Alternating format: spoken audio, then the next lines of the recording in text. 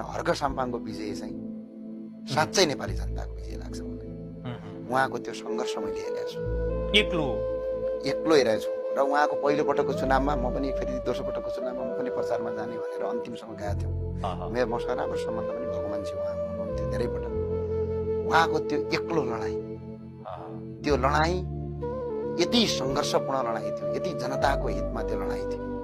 धरानका जनता र हर्क साम्पाङको विजयलाई हेर्ने हो भने हामी आँखाबाट आँसु झर्छौँ। साँच्चै जनताको विजय हो। तर अन्य जसरी भएको छ त्यो राम्रो छ, तर हर्क साम्पाङको अति, किनभने आज पनि त्यो रुन मन लाग्छ के, किनभने एउटा भुइँ मान्छे कुनै धनीमानीको छोरा पनि हो। छ यहाँ धेरै धनीमानीका छोराहरू छन् होला ठुल्ठुलो ठाउँमा। अब कोही कोही बाबुबाजेले फेम बनाइदिएको छ धेरै ठाउँमा, न उहाँको बाबुबाजेले फेम बनाएको। हामी त दूरदराजबाट आएको, हामीलाई पीडा कहाँ हुन्छ। हामीले राम्रो बोल्यौँ भने पनि यो मान्छे फटाओ भनेर लगाइदिन्छ।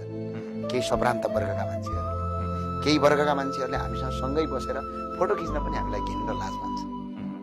हामीलाई त त्यस्तो फिलिङ हुन्छ नि त, हामी त दूरदराज र गाउँबाट आएको मान्छे। त्यो त हामीले भोगेका छौँ। कतिसम्म हुन्छ भने ठुल्ठुला 5 स्टार होटलमा तपाईँलाई के थाहा होइन, मैले भोगेको छु। त्यहाँ गएपछि भित्र छिर्न पनि नदिने अवस्था हुन्छ। तर एउटा भुइँ मान्छेले जुन हिसाबमा धरानमा उहाँलाई जुन हेपिन थियो, जुन नगरपालिकाभित्र छिर्न दिइँदैन थियो, त्यो नगरपालिकामा आज हर्क साम्पाङ छ। यो यति दिल खोलेको विजय हो, यो सामान्य होइन। हर्क साम्पाङले काम के गर्छन् म हेर्दिनँ, तर यो विजय आम जनताको विजय, भुइँ मान्छेको विजय हो।